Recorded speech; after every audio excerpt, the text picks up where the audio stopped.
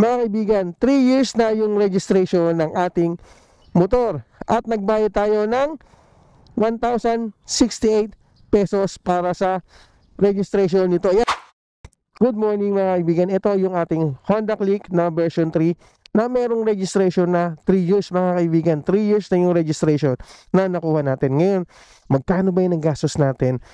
Or magkano ba yung gastos kapag magpaparehistro o pinarehistro nila yung ating motor na brand new na 3 years mga kaibigan. Ito yung Honda Click na version 3 2024 model mga kaibigan. Ito per Arctic White. Okay, di ba? Solid naman talaga yung Click na 125. Tara, pag-usapan natin kung magkano ba yung nagastos natin at paano ko nalaman na 3 years talaga yung validity ng ating registration mga kaibigan. Ito ipapakita ko sa inyo na actual kung magkano yung nagastos natin.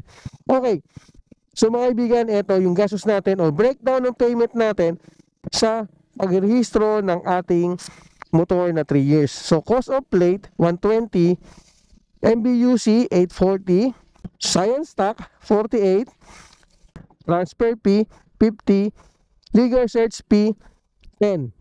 So ang total na binayaran natin is 1,068 pesos. Ito ay rehistro lang, hindi kasama insurance at hindi kasama yung emission test. Ito ang binayaran natin, 1,068 pesos. At ang kagandahan dyan, makikita mo naman dito mga kaibigan, ayan o. Year models 2024. Yung payment ko is valid until 6/20/27 and due for renewal on 6/15/2027 to 6/21/2027. Ayan. Mga kaibigan, 3 years na yung registration ng ating motor at nagbayad tayo ng 1,068 pesos para sa registration nito. Ayan mga kaibigan na pinakita ko sa inyo yung actual or kung magkano nagastos natin sa pagpaparehistro ng 3 years na registration ng isang motor na katulad nito at brand new kasi 2024 model ang motor na to. Kaya kayo mga kaibigan, kung bibili kayo ng brand new na motor, check ninyo mabuti kung ang parehistro nito ay aabot ng 3 years. Pero alam ko sa lahat ng brand new na motor ay puro 3 years na yung kanilang registration. Meron din mga kasa o mga dealer na isinasama na yung registration dun sa ating installment. So check nyo mabuti at pag-usapan ninyo na lang kung kasama na ba yung registration or hindi pa. Yung iba o isa sa mga nag-comment dun sa aking YouTube channel, eh sabi niya hinihingian daw siya ng 4,000 pesos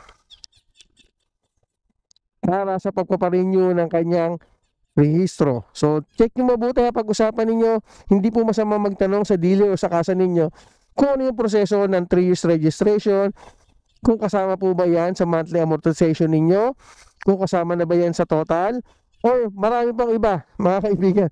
Hindi po masama magtanong sa mga dealer at sa mga sales nila kasi po napaka-importante na malaman natin lahat ng dokumento, lahat ng proseso at especially lahat ng babayaran natin sa motor na bibilhin natin, cash man yan o installment. Okay, so nagbigay lang ako ng tips sa inyo mga kaibigan at nagbigay ako ng idea kung magkano yung binayaran natin sa pagpaparehistro ng motor ng 3 years. Okay, so yun lang, maraming salamat. Ito yung ating Honda Click na version 3. Bye, thank you.